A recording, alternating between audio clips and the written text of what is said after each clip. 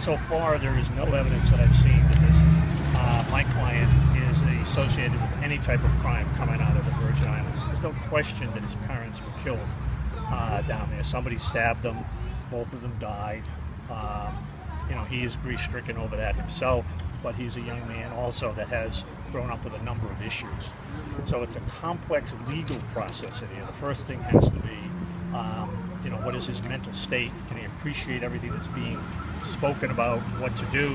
And then can they produce any material that says he in fact is the person and there is some sort of forensic evidence that would tie into what happened in the Virgin Islands. So we're taking this step at a time. Does that governor's warrant exist yet from the Virgin Islands? No. I don't know that they have a governor. That's part of the legal process. They're a territory.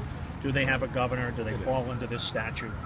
And do all those things have to happen before he can even, obviously the governor's warrant would have to be signed, but his mental state, can he appreciate what's happening?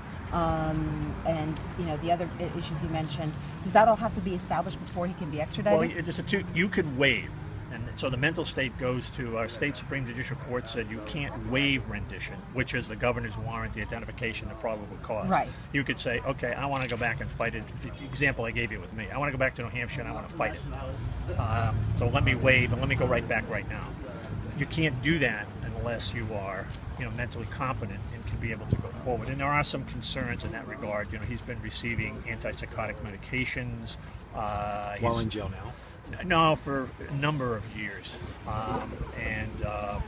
He has a phenomenally supportive family. I will say that for him. I think it's important to say that.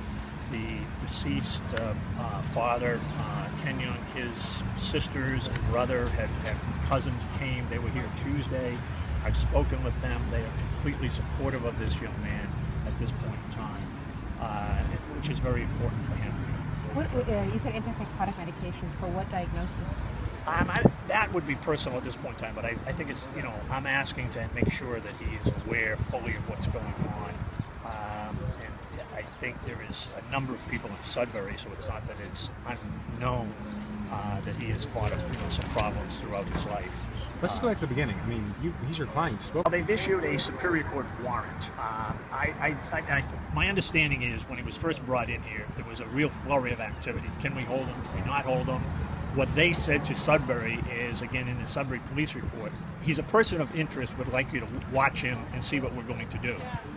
When Sudbury, because they had some awareness of some family difficulties in the past, rushed in, put him in custody, and then it was, since he's in custody, what are we going to do with him?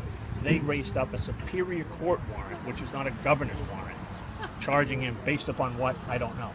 We haven't seen a thing down there that would indicate that they have any evidence that he did this. The Virgin Islands raised up a Superior Court warrant from their jurisdiction. Right. Okay. Yep. And today was strictly about these issues of extradition and nothing on this probation violation, right? This was strictly hearing on... And I don't think there's going to be any substance to the probation violation. What I've looked at and what I've seen, I think that was...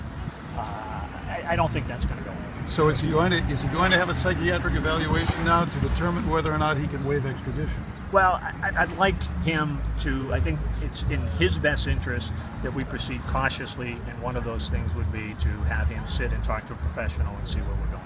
So, anything beyond that would be violation of his privacy rights, so I don't want to get any deep in that, but I think it's, there's enough public information out there that I can say that. So he's still being held on the original warrants from here?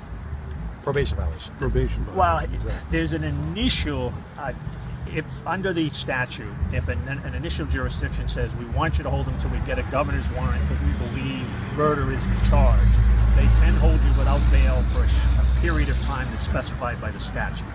So at this point in time, I can't get him for bail, but I am certainly going to work to see if I can get him moved to a different location.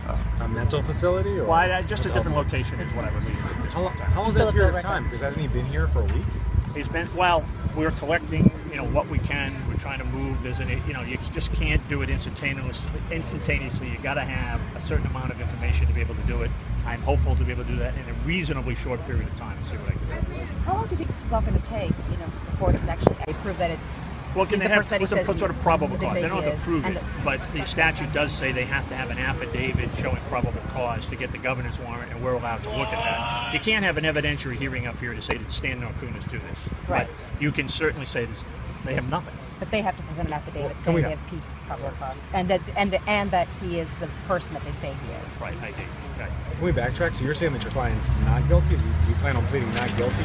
You said multiple times you haven't seen any evidence that he's the person, even though he's, according to the Virgin Islands police, the last person to see his parents alive, and they have a videotape of the three of them going into a hotel room and only him coming out. According to them.